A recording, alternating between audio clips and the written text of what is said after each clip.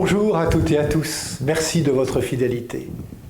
Regardons Jésus, il est en prière, seul, dans le silence. Il rejoint son Père, il rejoint la source de tout amour, il rejoint la source de sa mission. Tu es le Christ, le Messie de Dieu. Cette belle réponse de Pierre à la question de Jésus pourrait rester une parole toute faite, parfaitement théorique. Mais l'Évangile nous apprend que Jésus va incarner ces paroles. Il va leur donner corps en les vivant. Cette messianité, il la reçoit de son Père. Oui, Jésus va vivre en Christ, vivre en Messie de Dieu. Cette parole de Pierre ne restera pas une belle définition. Jésus, parce que Christ est Messie, va éprouver dans sa chair ces titres. Il faut que le Fils de l'homme souffre beaucoup et qu'il ressuscite. Jésus, en tant que Christ, ouvre les humains à son Père. Il donne accès à ce Père du ciel pour que nous puissions faire l'expérience de sa rencontre. Notons que Christ ou Messie sont des titres que l'on trouve déjà dans le Premier Testament. Ils veulent dire celui qui est choisi, loin.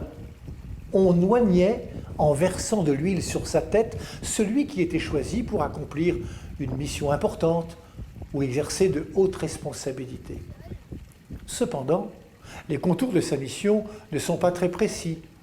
Ils décrivent le Christ tantôt comme un nouveau Moïse, quelqu'un qui énonce et rappelle la loi de Dieu, tantôt comme un nouveau David, un chef politique, tantôt comme un nouveau Élie, un grand prophète, un porte-parole, tantôt comme un personnage apocalyptique qui apparaît à la fin des temps.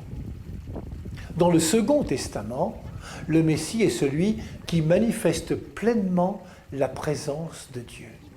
Celui qui vient rencontrer le monde, celui qui permet de rencontrer Dieu. Le Christ est un acte de Dieu qui entre en relation avec les êtres humains et apporte du nouveau en eux et autour d'eux.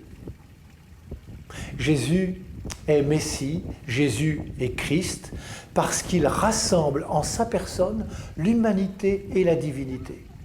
Une humanité accomplie à l'image et à la ressemblance de Dieu. Le jour de notre baptême, nous avons reçu l'onction qui nous a rendus Christ. Voilà de quoi méditer sur cette nouvelle dignité qui nous a été offerte. Bonne journée à toutes et à tous, prenez bien soin de vous et des autres.